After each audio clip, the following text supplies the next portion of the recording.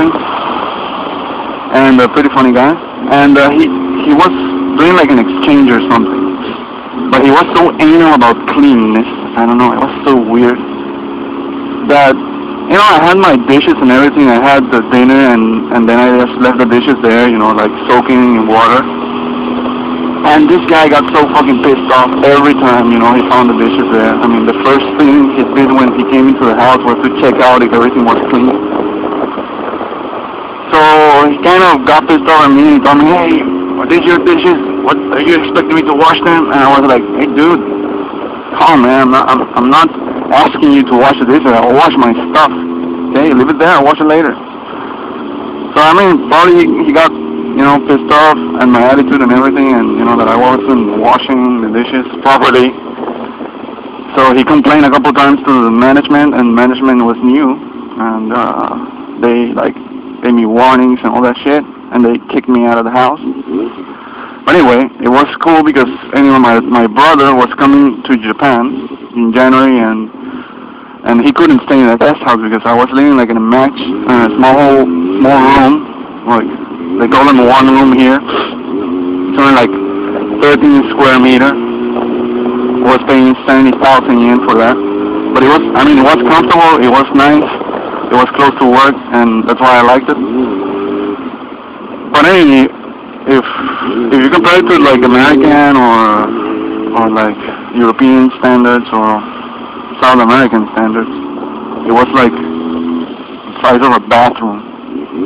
But, I mean, like, pretty standard in Japan.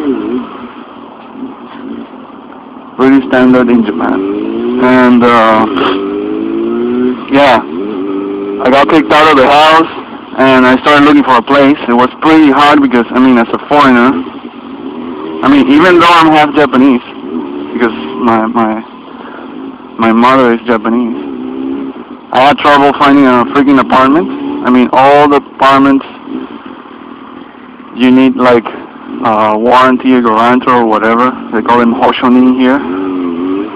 And because they think because you're a foreigner, you're just gonna leave the country suddenly and you're not gonna pay the rent.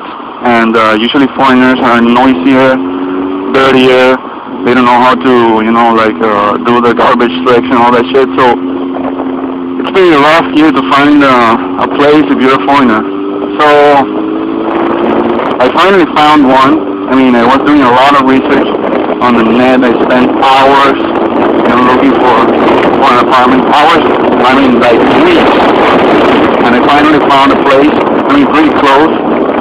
I mean, decent price. Not a new place or anything, because here the priority when you're looking for a place is that it should be new and close to the station. Well, this one is not new, but it's close to the station. Size matters, but not that much.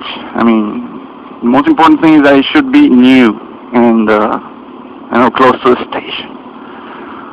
But for me, I'm okay. I found this place, 30 square meter, you know, like kitchen and everything. And I didn't need like, I needed like a rental, but they were not like, they accepted foreigners and everything, so it wasn't a problem. So I moved out from this place, and then I moved into this apartment. And then my brother came to Japan. So we comfortably live there. It's alright. It's not bad. Pretty happy. This is my panel, my control panel, my motorcycle. Yeah. So I moved out, found a place, and these intersections are the most dangerous things. And I am so scared when I take them because I had an accident. I almost got killed. And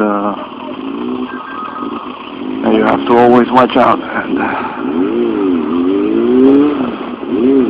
so yeah, I was kicked out from the guest house. I'm glad, you know, I did it because it was so comfortable living there that if I wouldn't have been kicked out, I think I would have still been living there. My brother would be living would be like sleeping next to me, you know, in a small 13 square meter room. Yeah, because it was so comfortable. Seriously, it was really nice. I mean, I paid 70,000 yen, which is cheap for 70,000 yen is the equivalent of like 600, $650,000 US dollars maybe. And it included like wireless internet, water, electricity, gas, everything. So everything was included, and no key money or anything. So, and the fact of like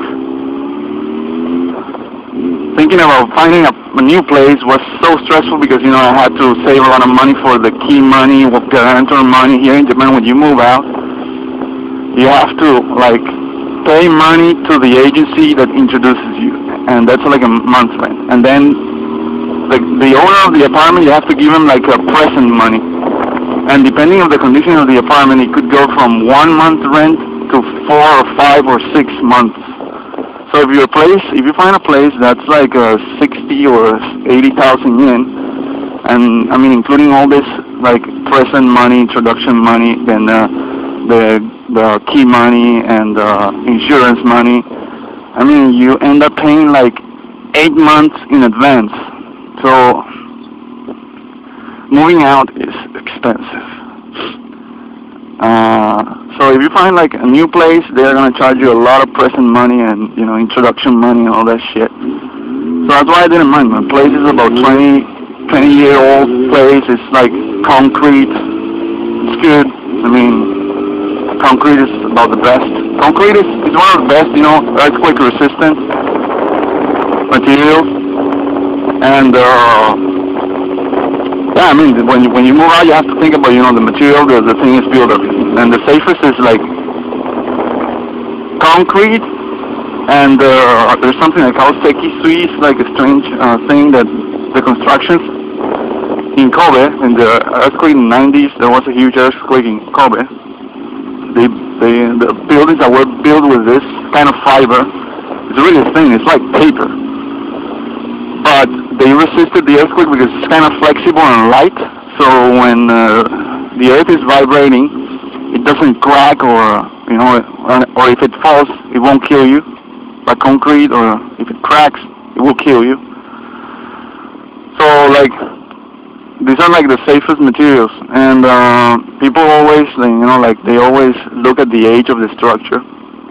So like a 20-year-old place, it's like they change the earthquake building regulations and everything every 2 years and to make them better. So the older the place, the less earthquake technology it has, so the less safe it is. So that's why people here, like, they are really